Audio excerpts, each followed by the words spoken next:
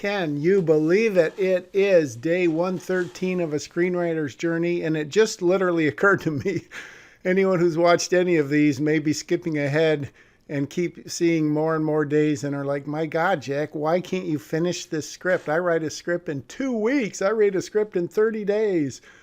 I never spend this long writing a script. Well, then my hat is off to you because I spend a long time. I wouldn't even guess that the quickest script I've written, not that I've done a draft on, but that I've written, been happy with, been done with, I'm sure it's at least 2 years. I hate to say that out loud.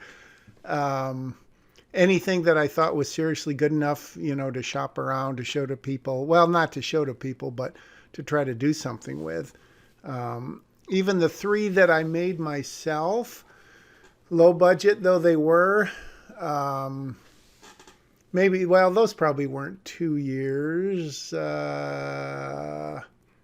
Man, I should look back and see, but I bet they were at least, We Know Care, I would say was maybe 6 months because I had kind of written a pilot idea and then I expanded it.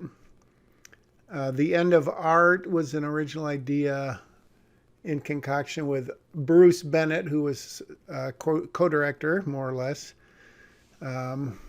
mostly the star. It's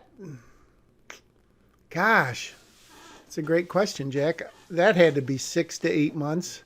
And the key was a rewrite of an idea that I had a long time ago, and then I shrunk it down in terms of budget and changed the story a little bit. And that, it's probably not fair because I wrote it, I quit, and I came back to it. But yeah, I'd say these spec scripts that I've written since and even before 2 years. Oh my gosh. That's not to say, of course, because I'm on 113 days of my journey. But as I've said, I don't write every day. So if you did the math, I probably started these in April and it's November now. So do the math and figure out how many of those days I've written. Probably half. So is that to say, why is this chair so squeaky? Is that to say that this journey is going to last, if it was 2 years and I write every other day, 365 days, my gosh, I can't believe I would write for that long. All right, I need to switch chairs, but I'm just going to try to sit still instead. So what am I doing here? After, as I said, I talked to that Deputy U.S. Marshal, and so now I am just literally, you've heard of those vomit drafts. This is sort of a vomit of ideas. I'm just writing and writing and writing, getting all these what ifs and postulations and maybe this and or that or if and or, like in programming. So I'm debating a whole bunch of stuff. What if Holly had kept up with Lexi all these years? What if she hadn't kept up with her all these years? How would that affect the present day dynamics between them? Rachel, if she is, I guess in this iteration, I'm still thinking that Rachel is the mother as opposed to making Holly the mother. What does Rachel know about what Holly's been doing? Is Rachel in protective custody in Witsec? Is she in prison? Is she just getting out of prison? Has she been looking for a daughter? Why would she be looking for a daughter? What are her intentions? Like I wrote there on the middle of whatever that page is she taking her to live with Lexi or just to meet her? Her meaning Holly. I had so many ideas, and I'm not saying that in a braggadocio, whatever that word is, way.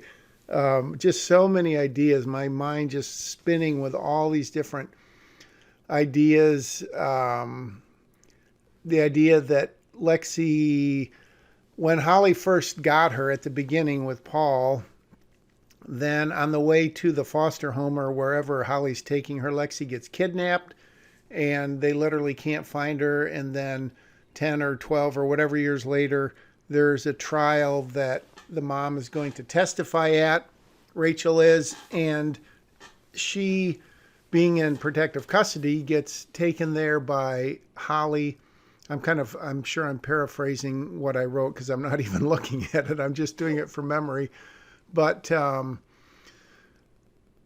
she takes her to the trial, and they see Lexi sitting behind the defense, not stand, but the defense table where her father or grandfather is seated. And it's obvious that, I mean, the two women look at each other and they're like, oh my God, that's her. They're clearly doing this as a threat that if you testify, we're going to, you're never going to see your daughter again. We're going to kill her. You know, they don't have to say it, but all of this could just be implied or leave it up to Rachel's and Holly's imagination.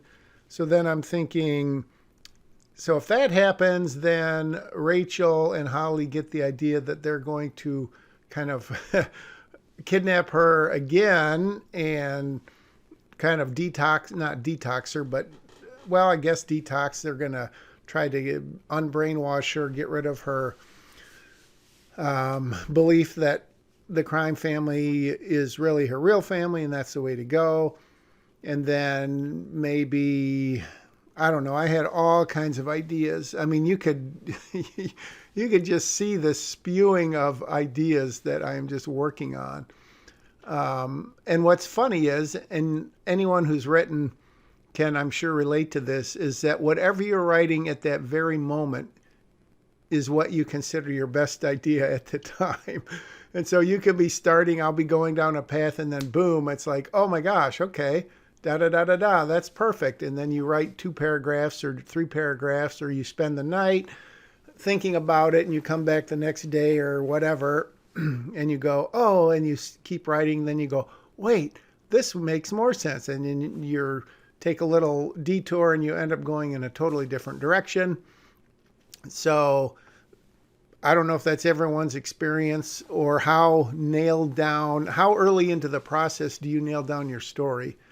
Because obviously, if you have a super strong sense of your story before you begin, that could be really awesome, but it could also be really bad because maybe that sense of story is something you get married to and you don't see the forest for the trees, etc. And then, 2 weeks or 6 weeks or 6 months later, you've written this story and people read it and they're like, oh, wow, that's not very good, which is not good. But of course, on the other hand, if you do one way, you do another way, you're all over the place, and it takes you 4 or 5 months just to come up with a story, and then you get it, let alone getting it structured, getting it written into a script, and then you show it to people and they still don't like it, that's not good. So, oh man, it's just a real journey, so to speak, because you literally don't know if something is good until someone else reads it. And here's the thing with that. Even after other people read it, literally I shouldn't say literally, but more or less their opinion really doesn't mean anything unless they're in the position to move it further along, let alone purchase it or get it produced or, pay you for it or something. So it is a crazy business. You can write a novel and you can put it on Amazon and do the print by demand, which I've done with a couple books with one of my sons, which I may have mentioned. It's called Spamly. If you look up Spamly Warthington, Warthington, you'll find it. And so the deal with a novel is, you can show it to people and you can get feedback and all of that, but because it's a novel, and especially if it's print on demand, it literally costs you almost nothing to do it, other than, of course, your time. But you can do it and you can sell 1 or 2 or 3 or 4 or 10 books, or maybe if it's a super good book, maybe an agent will see it, or a publishing, or something. So, I guess in that way, the barriers to entry for novel writing are super low because, for the reasons I just outlined, Whereas a screenplay, many people have likened it to a blueprint for a building or for a house. You can, until something happens to it, there's a very, very small market, I would say, for getting a screenplay sold like on Amazon. In fact, it'd be interesting to know if anyone has done that or is doing that. Just writing a screenplay and then basically selling it like a book. I don't know. Maybe I'll try that with one of my old scripts and see what happens.